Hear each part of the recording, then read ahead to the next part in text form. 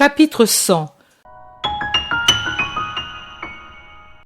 Allons congédier ces gens fatigués. Et il s'en va vers ceux qui, éparpillés sous les arbres, regardent dans sa direction, anxieux de l'entendre. La paix à vous tous, qui pendant des stades et à la canicule êtes venus entendre la bonne nouvelle. En vérité, je vous dis que vous commencez à comprendre ce qu'est le royaume de Dieu, combien précieuse est sa possession, et combien il est heureux de lui appartenir. Et pour vous, toute fatigue perd la valeur qu'elle a pour les autres, parce que l'âme commande en vous et dit à la chair « Réjouis-toi que je t'accable, c'est pour ton bonheur que je le fais. Quand tu seras réuni à moi, après la résurrection finale, tu m'aimeras dans la mesure où je t'ai piétiné, et tu verras en moi ton second sauveur. » N'est-ce pas ce que dit votre esprit? Mais bien sûr qu'il le dit. Vous, maintenant, vous basez vos actions sur l'enseignement de mes paraboles lointaines. Mais maintenant, je vous donne d'autres lumières pour vous rendre toujours plus énamourés de ce royaume qui vous attend et dont la valeur est sans mesure. Écoutez, un homme était allé par hasard dans un champ pour prendre du terreau et le porter dans son jardin. Voilà qu'en creusant avec fatigue la terre dure, il trouve sous une couche de terre un filon de métal précieux. Que fait alors cet homme? Il recouvre de terre sa découverte. Il n'hésite pas à travailler davantage encore, car la découverte en vaut la peine. Et puis, il va chez lui, rassemble toutes ses richesses en argent et en objets, et ces derniers, il les vend pour avoir beaucoup d'argent. Puis, il va trouver le propriétaire du champ et lui dit « Ton champ me plaît, combien en veux-tu » ? « Mais il n'est pas à vendre, » dit l'autre. Mais l'homme offre une somme toujours plus forte, disproportionnée avec la valeur du champ, et il finit par décider le propriétaire, qui pense « Cet homme est fou, mais puisqu'il l'est, j'en profite. Je prends la somme qu'il m'offre.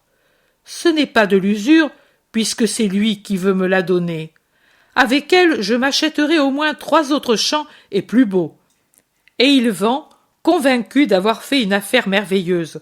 Mais au contraire, c'est l'autre qui fait une bonne affaire, car il se prive d'objets qu'un voleur peut emporter ou que l'on peut perdre ou consommer, et il se procure un trésor qui, parce qu'il est vrai, naturel, est inépuisable. Cela vaut donc la peine qu'il sacrifie ce qu'il a pour cette acquisition, en restant pendant quelque temps avec la seule possession du champ, mais en réalité, il possède pour toujours le trésor qui y est caché. Vous l'avez compris, et vous faites comme l'homme de la parabole. Quittez les richesses éphémères pour posséder le royaume des cieux. Vous les vendez aux imbéciles de ce monde, les leur cédez. Acceptez qu'on se moque de vous pour ce qui, aux yeux du monde, paraît une sotte manière d'agir. Agissez ainsi, toujours, et un jour, votre Père qui est dans les cieux, avec joie vous donnera votre place dans le royaume. Retournez dans vos maisons avant que vienne le sabbat, et pendant le jour du Seigneur, pensez à la parabole du trésor qu'est le royaume céleste. La paix soit avec vous. Les gens s'éparpillent lentement sur les routes et les sentiers de campagne pendant que Jésus s'en va en direction de Capharnaüm dans le soir qui descend. Chapitre 102. La parabole des pécheurs. Marthe, humble et angoissée, dit « Marie souffre, Jésus, en entendant dire qu'elle doit aller dans certaines villes. Il faut la comprendre. Je le dis davantage pour les disciples que pour toi, maître. » C'est vrai, Marthe, mais il faut qu'il en soit ainsi. Si elle n'affronte pas tout de suite le monde et ne brise pas cet horrible tyran qu'est le respect humain, son héroïque conversion reste paralysée. Tout de suite et avec nous. Pierre promet. Avec nous, personne ne lui dira rien. Je te l'assure, Marthe, et aussi au nom de tous mes compagnons. Le Thaddée confirme. Mais bien sûr, nous l'entourerons comme une sœur, c'est ce qu'elle est, comme l'a dit Marie, et c'est cela qu'elle sera pour nous. Et puis, nous sommes tous pécheurs, et le monde ne nous a pas épargnés, nous non plus. Aussi, nous comprenons ses luttes, dit le zélote. Matthieu dit, moi, je la comprends mieux que tous. Il est très méritoire de vivre dans les lieux où nous avons péché. Les gens savent qui nous sommes. C'est une torture, mais c'est aussi une justice et une gloire d'y résister. Justement, parce qu'est évidente en nous la puissance de Dieu, nous amenons à des conversions même sans ouvrir la bouche. Tu le vois, Marthe, que ta sœur est comprise de tous et aimée de tous, et elle le sera toujours plus. Elle deviendra un signal indicateur pour tant d'âmes coupables et tremblantes. C'est une grande force pour les bons aussi, car lorsque Marie aura brisé les dernières chaînes de ses sentiments humains, elle sera un feu d'amour. Elle a seulement changé de direction l'exubérance de son sentiment. Elle a reporté sur un plan surnaturel la puissante faculté d'aimer qu'elle possède, et ensuite elle accomplira des prodiges. Je vous l'assure. Maintenant, elle est encore troublée, mais vous la verrez jour après jour se pacifier et se fortifier dans sa nouvelle vie.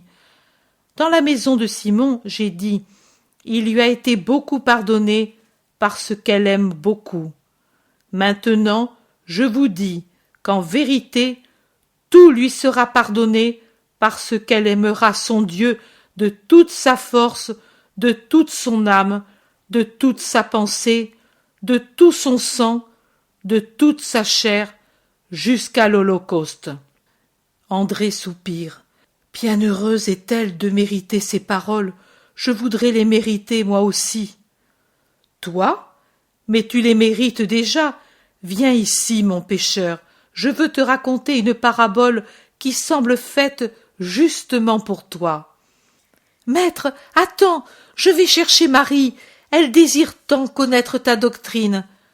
Pendant que Marthe sort, les autres disposent les sièges de manière à faire un demi-cercle autour de celui de Jésus. Les deux sœurs reviennent et reprennent leur place à côté de Marie très sainte. Jésus commence à parler.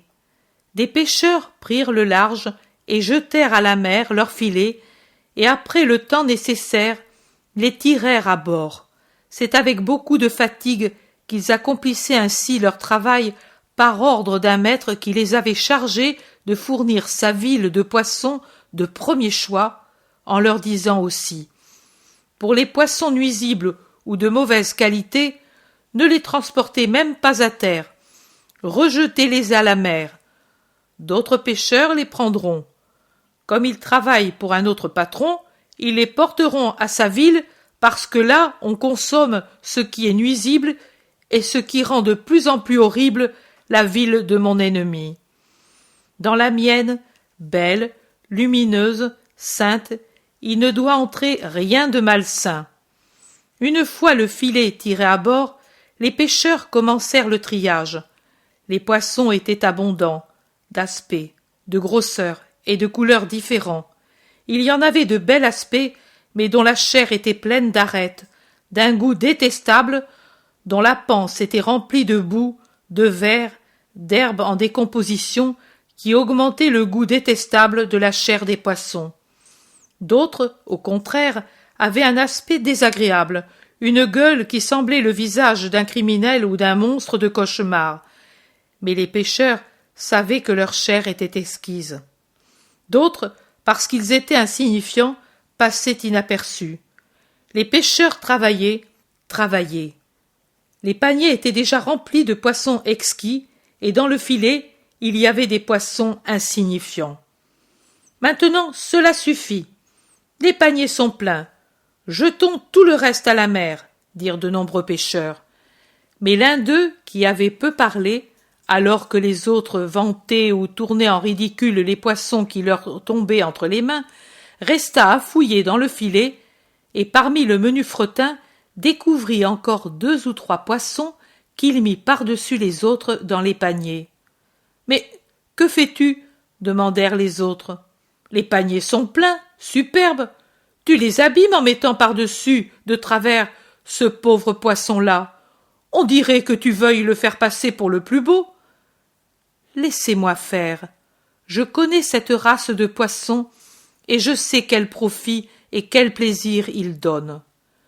C'est la parabole qui se termine avec la bénédiction du patron au pêcheur patient, connaisseur et silencieux, qui a su distinguer dans la masse les meilleurs poissons. Maintenant, écoutez l'application que j'en fais. Le maître de la cité belle, lumineuse, sainte, c'est le Seigneur. La cité, c'est le royaume des cieux. Les pêcheurs, mes apôtres. Les poissons de la mer, l'humanité où se trouvent toutes sortes de personnes, les bons poissons, les saints. Le maître de la cité affreuse, c'est Satan, la cité horrible, l'enfer. Ses pécheurs, le monde, la chair, les passions mauvaises incarnées dans les serviteurs de Satan, soit spirituels, c'est-à-dire les démons, soit humains, qui sont les corrupteurs de leurs semblables. Les mauvais poissons, l'humanité indigne du royaume des cieux, les damnés. Parmi ceux qui pêchent des âmes pour la cité de Dieu, il y aura toujours ceux qui rivaliseront avec le savoir patient du pécheur qui sait persévérer dans la recherche, justement dans les couches de l'humanité où ses autres compagnons plus impatients ont enlevé seulement ce qui paraissait bon à première vue. Et il y aura aussi, malheureusement, des pécheurs qui, étant distraits et bavards, alors que le triage demande attention et silence pour entendre la voix des âmes et les indications surnaturelles, ne verront pas les bons poissons et les perdront. Il y en aura qui, par trop d'intransigeance, repousseront aussi les âmes qui ne sont pas parfaites extérieurement, mais excellentes pour tout le reste. Que vous importe si un des poissons que vous capturez pour moi montre les signes des luttes passées, présente les mutilations produites par tant de causes, si elle ne blesse pas son esprit? Que vous importe si un de ceux-ci, pour se délivrer de l'ennemi, s'est blessé et se présente avec ses blessures, si son intérieur manifeste la claire volonté de vouloir appartenir à Dieu? Âme éprouvée, âme sûre, plus que celles qui sont comme des enfants sauvegardés par les langes, le berceau, la mère, et qui dorment rassasiés et bons, ou sourient tranquilles, mais qui pourtant par la suite, avec la raison et l'âge et les vicissitudes de la vie qui se présentent, pourront donner de douloureuses surprises de déviation morale. Je vous rappelle la parabole de l'enfant prodigue. Vous en entendrez d'autres, parce que je m'efforcerai toujours à faire pénétrer en vous la rectitude du discernement dans la manière d'examiner les consciences et de choisir le mode de guider les consciences qui sont uniques et chacune, par conséquent, à sa façon spéciale de sentir et de réagir devant les tentations et les enseignements. Ne croyez pas qu'il soit facile de faire le tri des âmes. C'est tout le contraire. Cela exige un œil spirituel, tout éclairé par la lumière divine. Cela exige une intelligence pénétrée par la divine sagesse. Cela exige la possession de vertus à un degré héroïque. Et avant toute chose, la charité. Cela exige la capacité de se concentrer dans la méditation, car toute âme est un texte obscur qu'il faut lire et méditer. Cela exige une union continuelle avec Dieu, en oubliant tous les intérêts égoïstes, vivre pour les âmes et pour Dieu, surmonter les préventions, les ressentiments, les antipathies, être doux comme des pères et de fer comme les guerriers, doux pour conseiller et redonner du courage, de fer pour dire « cela n'est pas permis et tu ne le feras pas » ou « cela est bon à faire et tu le feras ». Parce que, pensez-y bien, beaucoup d'âmes seront jetées dans les marais infernaux, mais il n'y aura pas que des âmes de pécheurs, il y aura aussi des âmes de pécheurs évangéliques, celles d'entre elles qui auront failli à leur ministère en contribuant à la perte de beaucoup d'esprits. Un jour viendra, le dernier jour de la terre, le premier de la Jérusalem complète et éternelle, où les anges, comme les pécheurs de la parabole, sépareront les justes des mauvais pour qu'au commandement inexorable du juge, les bons aillent au ciel et les mauvais au feu éternel. Et alors sera connue la vérité en ce qui concerne les pécheurs et ceux qu'ils auront péchés. Les hypocrisies tomberont et le peuple de Dieu apparaîtra tel qu'il est avec ses chefs et ceux qu'ils auront sauvés. Nous verrons alors que tant de ceux qui sont extérieurement les plus insignifiants ou extérieurement les plus malmenés sont les splendeurs du ciel, et que les pécheurs tranquilles et patients sont ceux qui ont fait davantage et qui resplendissent maintenant de pierres précieuses pour tous ceux qu'ils auront sauvés. La parabole est dite et expliquée. « Et mon frère, oh, mais… » Pierre le regarde, puis regarde Marie-Madeleine. André dit avec franchise. « Non, Simon, pour elle, je n'ai aucun mérite. Le Maître seul a agi. » Philippe demande. « Mais les autres pécheurs, ceux de Satan, ils prennent donc les restes ?» Ils essaient de prendre les meilleurs, les âmes capables d'un plus grand prodige de la grâce, et ils se servent des hommes eux-mêmes pour le faire, en plus de leurs tentations. Il y en a tant dans le monde qui, pour un plat de lentilles, renoncent à leur droit d'aînesse. Jacques d'Alphée demande. « Maître, tu disais l'autre jour qu'il y en a beaucoup qui se laissent séduire par les choses du monde. Ce seraient encore ceux qui pêchent pour Satan ? » Oui, mon frère, dans cette parabole, l'homme se laisse séduire par la richesse qui pouvait lui donner beaucoup de jouissance en perdant tout droit au trésor du royaume. Mais en vérité, je vous dis que sur 100 hommes, il n'y en a qu'un tiers qui sait résister à la tentation de l'or ou à d'autres séductions, et de ce tiers, il n'y en a que la moitié qui sache le faire d'une manière héroïque. Le monde meurt asphyxié parce qu'il s'en sert volontairement dans les liens du péché. Il vaut mieux être dépouillé de tout que d'avoir des richesses dérisoires et illusoires. Sachez agir comme des bijoutiers avisés. Quand ils savent que dans un endroit on a pêché une perle rarissime, ils ne se soucient pas de garder dans leur coffre-fort quantité de petits bijoux, mais ils liquident tout pour acheter cette perle merveilleuse. Barthélemy dit. Mais alors, pourquoi, toi-même, fais-tu des différences dans les missions que tu donnes aux personnes qui te suivent, et pourquoi nous dis-tu que nous, les missions, nous devons les regarder comme un don de Dieu? Alors il faudrait aussi renoncer à ces missions, parce que ce sont des choses insignifiantes par rapport au royaume des cieux. Ce ne sont pas des choses insignifiantes, ce sont des moyens.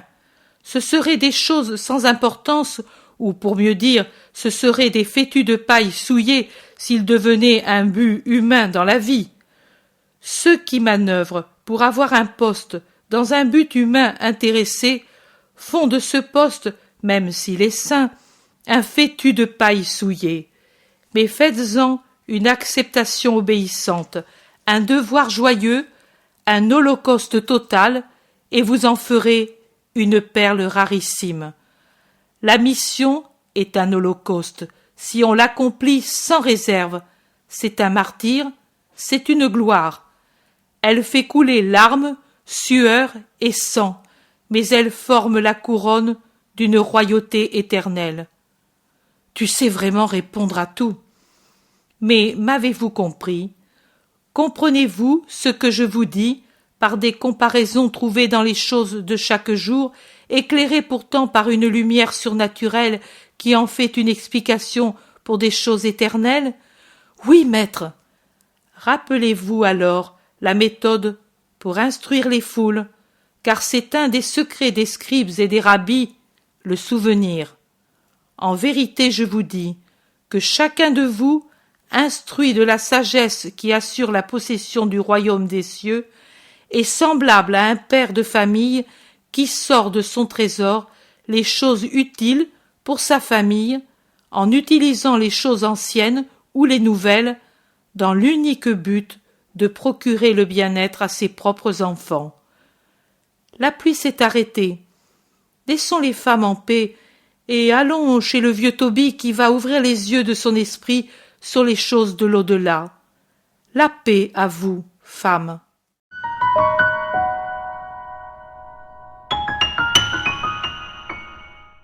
L'intérêt pour les écrits de Maria Valtorta ne cesse de grandir. Et les fruits récoltés, vocation, conversion, sont immenses.